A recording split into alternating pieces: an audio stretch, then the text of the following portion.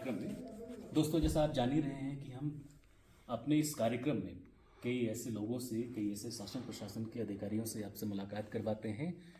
आपकी अवेयरनेस के लिए, आपके अवेयरनेस के लिए हम वो कार्यक्रम करते हैं जिससे आप वो ढेर सारी जानकारियां ले सकें, वो ढेर सारी सूचनाएं आप प्राप्त कर सकें जो आपको वोट देने में सहायक हो।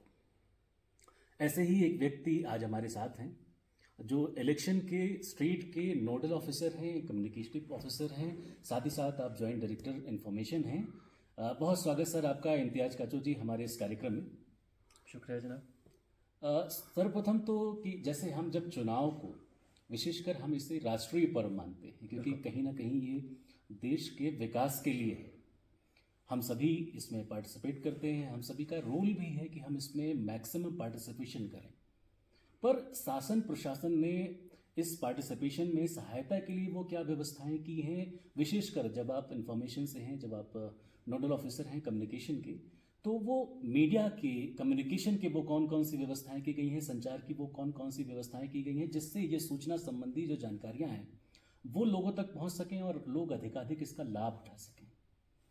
शुक्रिया जनाब। पहले तो आपके माध्यम से मुझे लोगों से रूबरू होने का एक मौका मिला जी। और ये जो लोकसभा इलेक्शंस आ रहे हैं, 20 मई को मतदान डालना है, उसके लिए मैं लोगों से आपके माध्यम से कुछ बहुत ज़रूरी चीज़ें भी बताना चाहूँगा। लेकिन इंफॉर्मेशन डिपार्टमेंट्स का खास कर जो रोल रहा है अभी तक, जब से इलेक्शन के अनाउंसमेंट्स हुई हैं, तो मैं पहले बताता चलूँ आपको ये सब।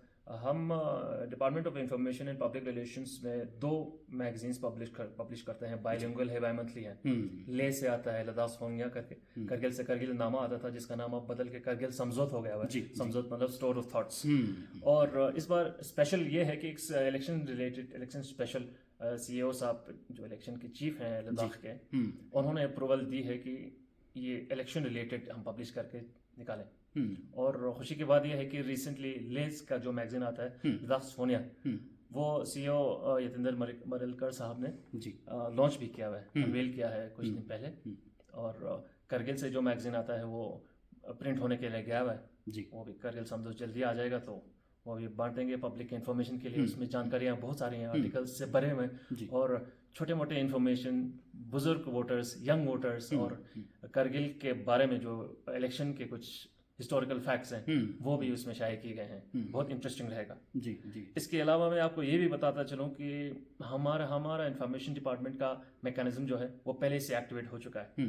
तो सुबह सुबह उठ के सबसे पहले यही करना पड़ता है कि हमें CEO office, chief electoral office जो है ले में हेडक्वार्टर्स पे, उनको लद्दाख के पूरे यूटी में जितने भी लद्दाख बेस्ड न्यूज़ जितने भी छपे हैं, ये सोशल मीडिया चैनल्स पे हों, आपके न्यूज़ चैनल्स पे हों, अखबारों में और टीवी न्यूज़ वगैरह में, जितने भी local election based, election related कोई भी खबर हो, वो कंपाइल करके उनके ऑफिस भेजना पड़ता है। मेरे पास दोनों डिस्ट्रिक्ट से आते हैं, मैं सीईओ साहब के ऑफिस जल्दी भेज देता हूँ ताकि 12 बजे से पहले वो इलेक्शन कमीशन को भेज दें। इलेक्शन कमीशन के ही इंस्ट्रक्शंस हैं कि स्वीप की एक्टिविटीज़ को छोड़ के बाकी इलेक्शन रिलेटेड जितने भी लोकल न्यूज़ हैं वो उन तक पहुँचाए जाए। उससे भी एक आइडिया है कि ये भी लगता है कि कहाँ कोई फेक न्यूज़ फैला जा रहा है, कोई पेड न्यूज़ तो नहीं है, और क्या क्या एक्टिविटीज़, क्या क्या गतिविधियाँ हो रही हैं, इनका इलेक्शन कमीशन को ही पूरा हकायक मिल जाए डेली बेसिस पे। और ये तो शायद मेरे ख्याल से इलेक्शन जब तक ख़त्म होगा तब तक चलता रहेगा। कम से कम 20 मई तक तो हमें इनपुट्स डेली भेजते हुए रहने पड़ेंगे। जी। उसके अलावा मैं आपको और भी बता दूं कि हमारा DIPR का ही जो रिपोर्टिंग स्टाफ है या फोटोग्राफर्स की टीम है, वो सारे एक्टिवेट हो चुके हैं, ठीक से ओरिएंटेशन उनकी हो गई हुई है। क्योंकि जब से ये सिलसिला चला है, डिस्ट्रिक्ट इलेक्शन ऑफिसर्स जो हैं, DC साहब दोनों, DC ले तो ARO भी हैं, RO हैं, और उनके साथ उनको असिस्ट करने के लिए ARO ADC ले हैं। करगिल में ARO SE को रखा हुआ है, सुपरिंटेंडिंग इंजीनियर PWD। तो उनकी एक बड़ी एक टीम है। GO साहब के लेवल पे जो भी एक्टिविटीज़ होती हैं इनको रिपोर्टिंग हमें करनी पड़ती है, इंफॉर्मेशन डिपार्टमेंट को, और ठीक ठाक पब्लिसिटी देनी पड़ती है। फिर आपका भी हम योगदान मांगते हैं हमेशा, बीच बीच में साथ मिलकर चलना पड़ता है। और साथ में हम कोऑर्डिनेट लोकल मीडिया के साथ भी करते हैं ताकि प्रचार भी आगे हो। इसके साथ साथ ये भी बताता चलूँ कि स्वीप की एक्टिविटीज़ में ले करगिल में कोई भी कसर नहीं छोड़ी है। तो इंफॉर्मेशन डिपार्टमेंट का योगदान इसमें भी है कि कवरेज ठीक ठाक देते हैं। स्वीप के नोडल ऑफिसर्स भी हैं दोनों डिस्ट्रिक्ट्स में, तो वो जो जो एक्टिविटीज़ करते रहते हैं उसको हम फॉलो करते हैं डेली बेसिस पे, और आगे भी उसका प्रचार करने में ही मदद देते हैं। जी, तो इंफॉर्मेशन डिपार्टमेंट का एक रोल ये भी था, और मैं खुद मुझे state nodal officer media related तैनात किया गया था। जी जी। तो उसके नाते फिर हमें मीडिया पर्सन्स के और न्यूज़ एजेंसीज वगैरह उन सब के डिटेल्स भेजने पड़ते हैं सीओ ऑफिस, ताकि इलेक्शन कमीशन को भेजें डिटेल्स, और इशूइंग उनको अथॉरिटी लेटर्स भी दे देते हैं। जी जी। वो इलेक्शन के कवरेज के लिए उनको पोलिंग स्टेशन में जाने के लिए, बाद में काउंटिंग हॉल्स में भी जाने के लिए, जी जी। वो सब पासिस वगैरह का इंतजाम करने के लिए भी थोड़ा बीच में कोऑर्डिनेशन का काम होता है। डीओ लेवल जो डीसी साहब हैं जी, उसके लेवल से ही डिस्ट्रिक्ट से लिस्ट चले गए हैं, लेकिन मुझे अपने लेवल पे डायरेक्टरेट ऑफ इंफॉर्मेशन से एडवर्टाइजमेंट के रेट लिस्ट वगैरह भी शेयर करने पड़े थे। तो ये कार्रवाइयाँ काफ़ी देर से चलती रहा, महीना एक हो गया या उससे ज़्यादा हो गया होगा कि काफ़ी एक्टिवेटेड हैं और सपोर्ट हर तरफ से मिल भी रहा है। जी जी। खैर स्वीप के अलावा मैं आपको ये भी बताते चलूँ कि मैं खुद मीडिया के अलावा कम्युनिकेशन प्लान भी देख रहा हूँ। कम्युनिकेशन प्लान का मतलब ये होता है कि वायरलेस कनेक्टिविटी कायम करना है वोटिंग के दौरान। जी जी जी। टेलीकॉम, पुलिस टेलीकॉम जो है वो वाला जो इदारा है लेकर के दोनों में उसका इस्तेमाल होता है। जैसे मान लीजिए किसी भी पोलिंग स्टेशन से आपको डिस्ट्रिक्ट हेडक्वार्टर पे इनपुट्स भेजने हैं आवरली, और 2 घंटे में तो इनपुट्स लेने पड़ते हैं। जी। वो तो वायरलेस से ही आते हैं, और दूर दूर के अगर रिमोट कॉर्नर्स में, संस्कार में जैसे कहिए, चांगथांग में, ले में कहिए, बहुत दूर है, वहाँ वायरलेस भी नहीं चलते, फोन भी नहीं चलेंगे, तो सैटेलाइट फोन्स का इस्तेमाल होता है। तो पुलिस टेलीकॉम ने एक जाल बिछा के रखा होता है, वायरलेस का इस्तेमाल भी होता है, वेरी हाई फ्रीक्वेंसी भी एक होता है, इसमें सैटेलाइट फोन्स का इस्तेमाल होता है, व्यवस्था एग्जैक्टली। तो फिर वो जो अपडेट्स होते हैं यही ऑथेंटिक एक अपडेट होता है। कुछ लोग तो फोन पे भी अपडेट्स दे देते हैं जो करीबी होते हैं। जी।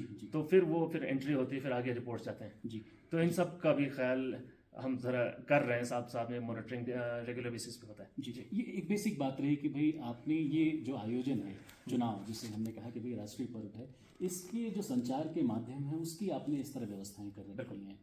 पर बहुत एक बड़ा बेसिक सवाल आता है लोगों में कि भाई वो वोट क्यों करने जाए। कई बार लोग इससे घबराते हैं, कई बार लोगों में वो जागरूकता भी नहीं है, और वो जानते भी नहीं कि जो वोटिंग है वो किस लिए इम्पोर्टेंट है, हमारे लिए वो क्या महत्व रखती है, और हमारे देश के लिए वोटिंग क्या महत्व रखती है। बहुत बार लोग इसे अवॉइड कर जाते हैं, या अपने जो विशेष काम है वो उसी दिन रख लेते हैं। कई ऐसे आयोजन रख लेते हैं, कई ऐसे निर्माण के कार्य रख लेते हैं, और वोटिंग को वो सेकेंडरी कर देते हैं। बिल्कुल। आप हमारे श्रोताओं को वोटिंग के संदर्भ में क्या कहना चाहेंगे? शुक्रिया, आपने ये सवाल पूछा भी, क्योंकि ये एक बहुत ज़रूरी एक मैसेज लोगों तक पहुंचाना बहुत ज़रूरी है। जी। कोई भी बहाना न किया जाए, इसीलिए गवर्नमेंट ने उस डे को एक तो ड्राई डे भी करार दिया गया है। जी। No liquor, nothing at all, no sale, no consumption. उसके अलावा छुट्टी भी कर रखी है। और जैसे मजदूर कोई काम पे जाता है, जी, वोट करने आएगा तो उसके पगार कट जाएगा, जी, लेकिन उसको पेड हॉलिडे भी बनाया हुआ है। वो काम वोट देने जाएगा, लेकिन उसको काम पैसे पूरे मिलेंगे। जी, जी, जी। अगर कहीं कोताही हो, किसी ने पैसे नहीं दिए, फिर अथॉरिटीज को रिपोर्ट कर सकते हैं ताकि कार्रवाई की जाए। जी, जी। तो हर एक कोई बहाना न बनाने के सारे जरिए बंद कर दिए हुए। बस इंसान ने उस दिन जाके, यहाँ तो ले करगिल दोनों में देखी जाएगी, लद्दाख में एक सेलिब्रेशन सा होता है, सेलिब्रेशन ऑफ डेमोक्रेसी। जी, डेमोक्रेसी का जो एसेंस है जमहूरियत का, उसको सेलिब्रेट करने के लिए लोग बिल्कुल कोई 6 बजे आ जाते हैं। मान लीजिए अपना पूजा पाठ करके सुबह जल्दी तड़के में निकल के, आप दिखेगा करगिल में, आपका शायद पहला साल है करगिल में, देखेगा पोलिंग स्टेशन में कितना शोर और गुल होता है। सुबह अंधेरे में ही लोग पहुंच जाएंगे और दिन भर वेट करेंगे लाइन में, जब तक वोटिंग की बारी नहीं आती। और अपना वोट, कीमती वोट जिसे कहते हैं, डाल के स्याही उंगली पे लगा के निशानी तौर पे वो फिर घर चले जाएंगे, मतलब तसल्ली बख्श। जी। और कोशिश ये होगी, मैं हर मीडियम से पहले भी एक बार अपील कर चुका हूँ लोगों तक कि जो पिछला लद्दाख का जो रिकॉर्ड है उससे 70% से ज्यादा है वोटिंग परसेंटेज, नए स्तर पे ले जाएं। 80% अगर पार हो जाए तो एक बहुत बड़ी बात होगी, फख्र की बात होगी। और मुझे उम्मीद ये भी है कि लोग बढ़ चढ़ के हिस्सा लेंगे। अब आपने सही बात छेड़ी थी कि लोगों को किस तरह की हम फैसिलिटेट कर रहे हैं।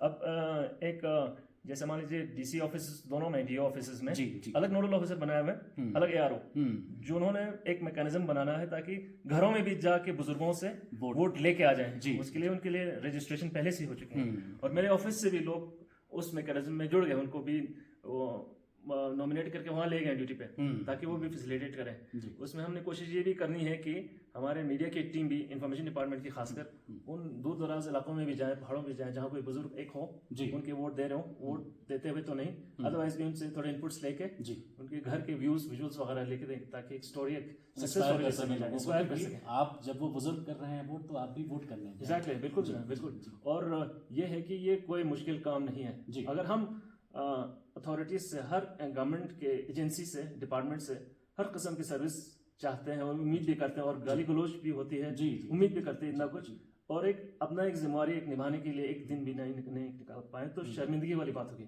मतलब हम अधिकारों की बात करते हैं, उसके साथ साथ ये हमारी ड्यूटीज हैं। एग्जैक्टली, हमें इसे पूरा करना होगा, तब हम अधिकारों की बात बड़े हक से कर सकेंगे। मैं खुद बजाते खुद इसको एक फंडामेंटल ड्यूटी मानूंगा जी कि वोट डालने जाएं, बटन दबाएं और बिना किसी प्रेशर के खुशी से ही वोट करके आ जाएं। अपने इस फ्रेंचाइज का इस्तेमाल करना बहुत ही ज़रूरी होगा।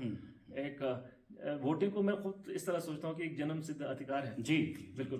तो इसका एक्सरसाइज करना, अब बेसब्री से लोग इंतजार कर रहे हैं कब वो दिन आएगा, 20 मई आएगा और हम मतदान डालें। जी। हम जैसा सूचना तंत्र में आजकल चूंकि हर व्यक्ति के हाथ में फ़ोन है, हर व्यक्ति के हाथ में कम्युनिकेशन के वो बड़े बड़े औजार हैं, बिल्कुल, वो इंस्ट्रूमेंट्स हैं जिससे वो कई बार अच्छी खबरों के साथ साथ वो बुरी खबरें या भ्रामक खबरें भी फैला देते हैं। बिल्कुल। इसके लिए क्या कर रहा है प्रशासन? जो चुनाव संबंधी ये जो खबरें हैं, कई बार अच्छी भी आती हैं, कई बार ऐसी भ्रामक खबरें भी आती हैं। इसे रोकने के लिए या इस पर लगाम लगाने के लिए प्रशासन, शासन, आपका कार्यकाल क्या कर रहा है? समस्या ये गंभीर है, लेकिन इलेक्शन अथॉरिटीज़ ने भी इसके लिए भी इंतजाम अच्छे खासे किए हुए हैं, जी, ताकि लोगों के मन में कोई शुबा हो, कोई शक हो तो दूर किया जाए। मान लीजिए अभी हमारे पास एक फ़ोन आ गया है, उसका मिसयूज़ भी ठीक ठाक हो रहा है। जी जी। आपका और मेरा भी टाइम इसमें ठीक ठाक निकल जाता है, उल्टे सीधे चीज़ें, कभी यूट्यूब पे कोई शॉर्ट देखिए तो आगे चलते रहे, तो 1-2 घंटे यूं ही निकल जाते हैं। तो लोग थोड़े गलेबल भी हो जाते हैं। जैसे मान लीजिए कोई मेरे पास कोई व्हाट्सएप पे कोई फॉरवर्ड आ गया जी, तो मैं कुछ और काम नहीं करूंगा, मैं अपने आप ड्यूटी समझता हूँ कि उसको फॉरवर्ड आप तक करके ले जाओ, आप इनायत साहब को भेजें, इनायत साहब हसन साहब को भेजें बिना ऑथेंटिकेट किए। ये हमारी जिम्मेवारी यहाँ पे बहुत ज्यादा आ जाती है। जी जी जी। हम पहले कहीं ना कहीं हम उसे पुख्ता करें कि हाँ ये बिल्कुल चीज़ें बिल्कुल, हम ठीक हैं, उसके बाद ही बिल्कुल रेजिस्ट नहीं कर पाते। जी, पहले ऑथेंटिकेट करें, फिर यकीन करें, अगर जरूरी हो तो किसी और को फॉरवर्ड करें। अब आजकल के ज़माने में थोड़ा सा, आजकल जैसे मतलब इलेक्शन का माहौल थोड़ा गर्मा गया है, अब करगिल ले दोनों में, क्योंकि नॉमिनेशन हो गए हैं, तो अब आगे जाके फॉर्म्स भी भरे जा रहे हैं कुछ, तो लास्ट डेट भी आ रहा है, तो जल्दी जल्दी फिर ये सब एक्सरसाइज करने पड़ेंगे कैंडिडेट्स को। लेकिन पब्लिक में ये है कि बस कोई भी खबर आए, कौन सा कैंडिडेट आ रहा है, किस पार्टी से आ रहा है, कौन विड्रॉ कर रहा है, कौन किसके फेवर में है वगैरह, कौन से गठबंधन बन रहे हैं, कैसे कोलैबोरेशंस हो रहे हैं, तो ऐसी कोई खबर आती है तो फौरन आगे बढ़ा देंगे किसी न किसी को। इसको हम फेक न्यूज़ भी कहेंगे अगर इसकी कोई ऑथेंटिसिटी नहीं हो, क्योंकि न्यूज़ में भी अगर आप देखते हैं कोई भी न्यूज़ एजेंसी न्यूज़ चलाती है, जब एंड में क्वेश्चन मार्क जरूर होता है जी जी, तो कंफ्यूज भी कर देते हैं, और उसकी शायद ऑथेंटिसिटी भी नहीं हो, अगले दिन वो शायद चलाए बिना डिलीट भी हो जाए। लेकिन इसमें फेक न्यूज़, मैं फेक न्यूज़ की डेफिनेशन इस तरह कहूँगा, आपको बताऊँगा, डिफाइन इस तरह करूँगा कि कोई ऐसी खबर जिसकी कोई ऑथेंटिसिटी नहीं हो, जिसके साथ सोर्स भी मेंशन नहीं किया हो, शायद वो फेक न्यूज़ हो। हमें आगाह रहना बहुत ज़रूरी है। मैं पब्लिक तक यही बात पहुंचाना चाहूँगा कि ऐसी चीज़ें फॉरवर्ड होती आती हैं, कोई ऑथेंटिक न्यूज़ एजेंसी की तरफ से या आपकी तरफ से ना आए कोई न्यूज़ इलेक्शन रिलेटेड, तो यकीन ना करें और ज़्यादा फॉरवर्ड ना करें। इसमें व्यवस्थाएं की गई है जहाँ कोई व्यक्ति शिकायत कर सकता है, वो जिला स्तर से शुरुआत होकर वो राष्ट्रीय स्तर तक भी आपकी शिकायत जा सकती है और उसका निवारण भी होगा। निवारण है तो खुलकर, या ऐसी आपको कोई कहीं ऐसी दिक्कतें दिख रही हैं, कहीं ऐसा कुछ दिख रहा है, तो आप उसकी शिकायत करें, जिससे आपका चुनाव वो स्वतंत्र होगा, सुरक्षित होगा और सौहार्द वातावरण में हो सकेगा। एग्जैक्टली, सही बताया, फरमाया आपने। फ्री एंड फेयर पोल्स करवाना अनिवार्य है, वो हमारी ड्यूटी हो गई है। और मैं इसलिए ये भी बोलूँगा क्योंकि हर पॉलिटिकल पार्टी को, हर कैंडिडेट को एक लेवल प्लेइंग प्लेटफॉर्म मुहैया करना हमारा फर्ज बनता है। किसी एक पार्टी को या किसी एक कैंडिडेट को एडवांटेज मिले, अनफेयर, उसको पैसे के जोर पे वो सारा मीडिया खरीद के आगे प्रचार करता जा रहा है, बाकी दूसरा कैंडिडेट है उसको कोई मौका नहीं मिल रहा है, तो लोगों पे इन्फ्लुएंस करने का ज्यादा चांस है। इसीलिए यह सारे मैकेनिज्म अपने प्लेस में रखे हुए हैं, और गाइडलाइंस मतलब क्लियरली बता देता है कि ऐसे चीजों को कैसे एड्रेस करना है।